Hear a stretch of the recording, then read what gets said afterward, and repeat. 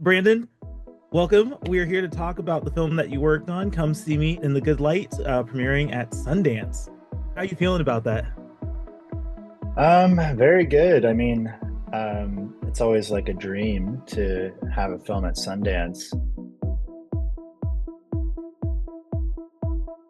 It was kind of particularly interesting for this film because we were still kind of shooting. We are still kind of shooting. It's still very much an ongoing story. It's a documentary um, about a health journey with an amazing poet, Andrea Gibson, who diagnosed with incurable cancer.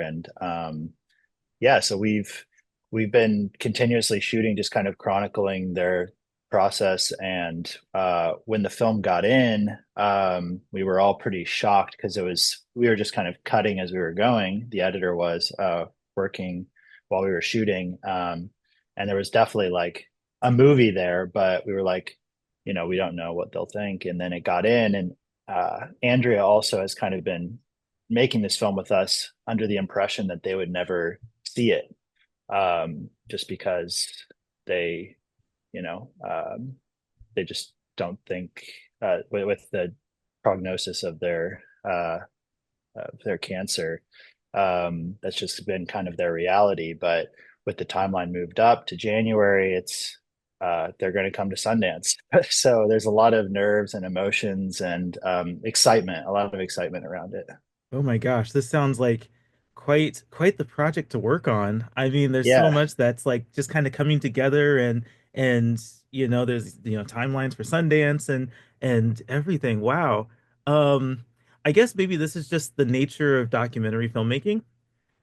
Yeah, it's my favorite part of the process of documentaries is not knowing where your story's going to go. I mean, particularly this type, which is more like a verite, as we call it, where you're just kind of following the story and you're seeing where it's going, and character and plot is revealed over time. It's not dictated. And so I think that's what makes these stories so interesting. And for us capturing it, for an audience watching it, because it's authentically surprising, or it's things are revealed that you wouldn't expect. And yeah, so it's I don't know. It is very much just like the nature of these types of things.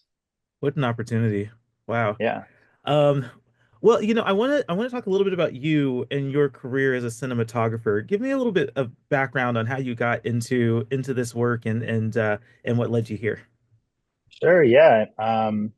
I didn't do like film growing up or anything. I did music and just kind of like all the arts in high school, and then I was very into photography and studied photography in college, and then did like a program abroad with photography, and then transferred to USC. I actually had a teacher who was like, "You like music and photography, like maybe you should look at film."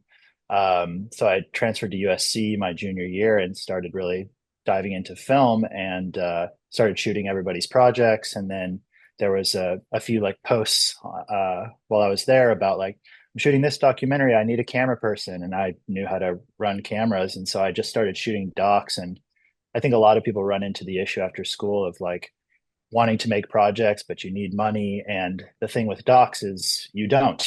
If you have a camera, you can just kind of go. And I loved that about the process. And a lot of my best friends were also doing documentary stuff. And so we just started making stuff. And I had a bunch of side projects that I was working on to make money. And then documentaries was kind of the passion. And I've luckily been able to now make a living shooting documentaries. That's such an interesting observation. You like photography and music, go into film. Uh, Yeah, it's funny how like I feel like my life and a lot of people's lives are like you don't put all the pieces together, but somebody else kind of sees it for you. And that teacher had a big impact on me. She was the one who kind of like saw me from outside of my own perspective and was able to kind of push me in the right direction. how fortuitous. I love Yeah.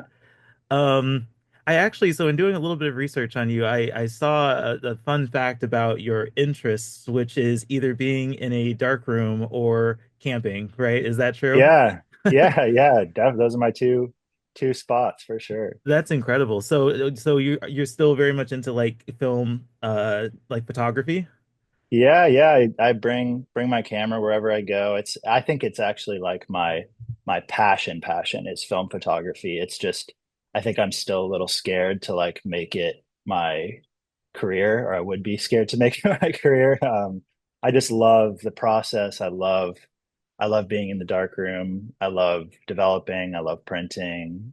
Yeah, I like develop all of my own film just at my house, and then I have a lab nearby where I do a lot of down shooting, and I feel like I always learn a lot from that process about color and composition that informs my cinematography. I remember I had a film developing professor who was like, this is the exact amount that you need for the chemicals here. And I was like, well, is there really an exact amount? Like, can you bring a little more red or cyan in or something? She's like, no, this is how you do it. And I feel like every time I do it, I end up breaking those rules, and it ends up all the imperfections is what I end up liking the most about that process. So That it's a sounds lot like more the satisfying. that sounds like the mind of a true artist. I think she was trying to teach me the right way, but yeah, yeah, no, I love it for sure. That's awesome. Well, you are the cinematographer on this film, Come See Me in the Good Light. Tell me what captured your attention about this movie and made you decide like this is something that you had to be a part of at the beginning before you knew where it was going to go. Yeah, the project kind of came to the director and producer Ryan White and Jessica Hargrave, and I had been introduced to them. I had done a verite film that played at Tribeca a few years ago, and Ryan saw it, and the films that they do are incredible, and they were looking at some films that were like more verite inspired, and what Andrea's actually hadn't come up to them, but when it did, I think they were like, well, Brandon would be a great match. So they kind of pitched it to me. And yeah, we went and met Andrea in where they live in like outside of Boulder, Colorado. And I think we all just really got along, and it was quickly, because it was kind of like we'll do one shoot and we'll see how it goes. And obviously they were going to keep shooting, but um, yeah, it was just everything clicked so quickly. And this project involves a lot of like cancer treatments, doctors telling them good news, bad news, and a lot of times it's just Meg, Andrea's partner, and me in the room, just with like a small camera. And so it requires a lot of, I mean, more than anything, it requires them to kind of trust that I'm, okay to be in there, that they feel comfortable, because there's a lot of, that's a heavy part of life to go through. And you want somebody that's like, that you're okay being present with, let alone kind of like the technical aspects of making sure you capture it properly and all of that. So I think that balance was found pretty quickly between all of us on set. And yeah, Andrea and Meg just like opened their arms to me, which it was so lovely. That's awesome. Really great that you were the right fit for this project. Um, you filmed this project on Canon, right? Yeah.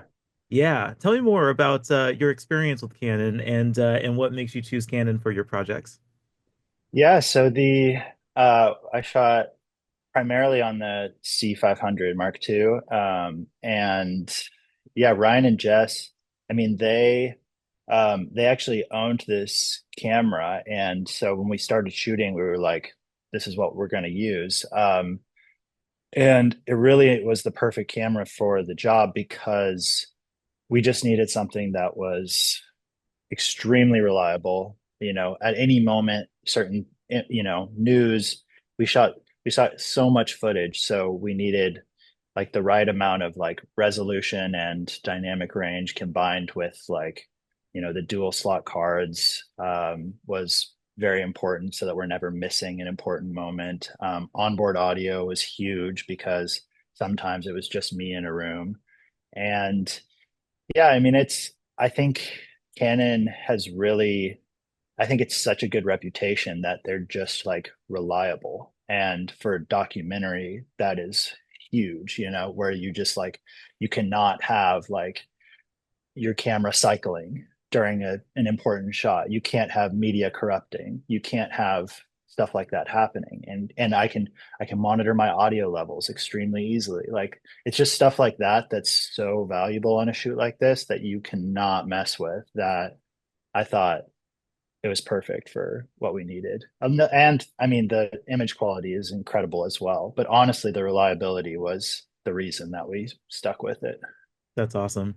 Canon holds a special place in my heart. I first learned DSLR photography on a Canon Rebel T3.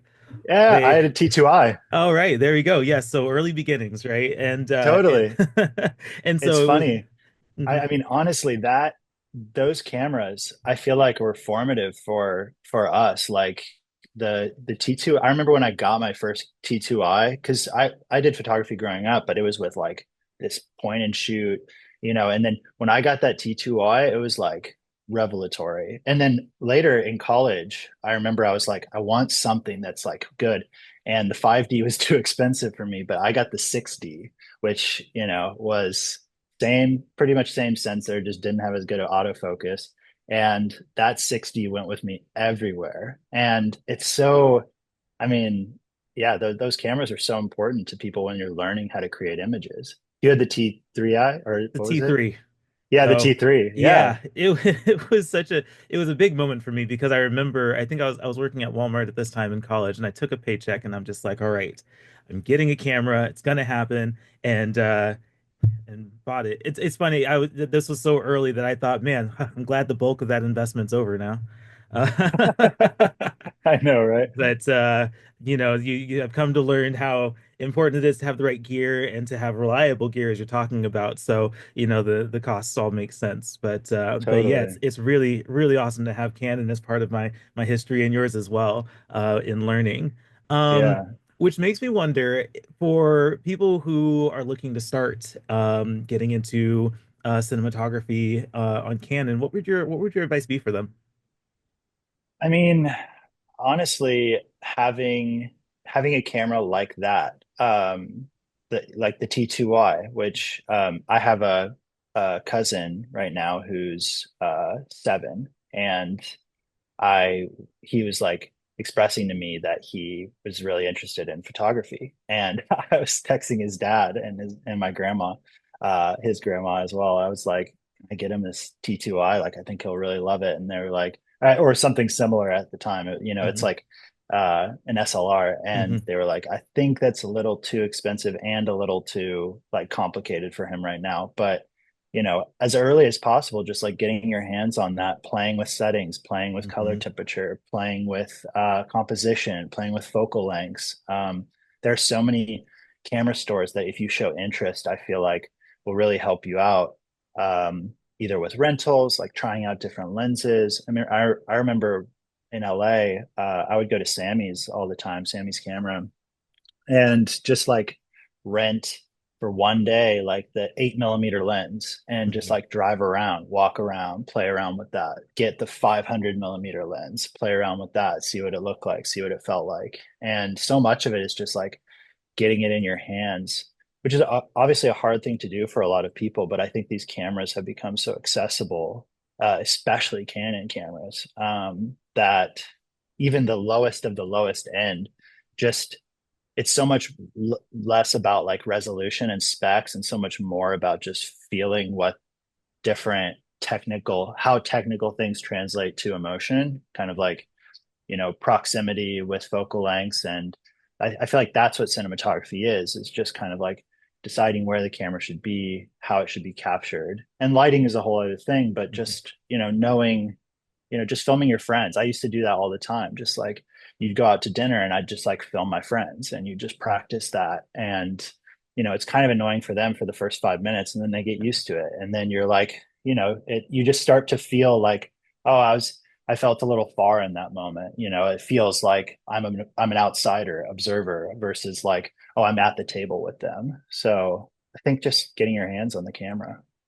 I love that advice. I think so much of what I have learned in photography and video work that I have done has just been through doing it, having the camera in Yeah. my hands and just just get Experience. experiencing it, getting it out there and then learning and applying what I've learned to the next time I get it out. So that's Totally. awesome. Well, I'm going to bring this to a close. I just have one more question for you. Of course, we'll be in Park City here pretty soon. When you get there, what is the number one thing you have to do while you're in Park City?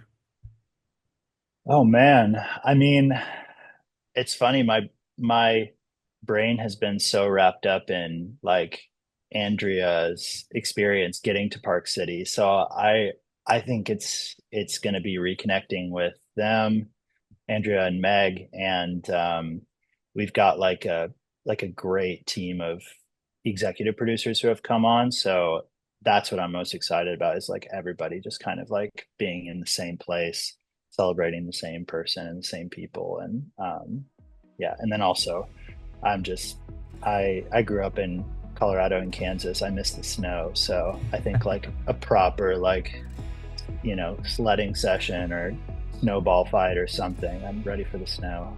Yeah, this is the perfect place for Yeah. that. Well, Brandon, congratulations on this film being at Sundance and your work on it. And I'm really excited for this film to start reaching more people and have its premiere. And I am wishing you and the film the best going forward. Okay. Thanks so much. I appreciate it.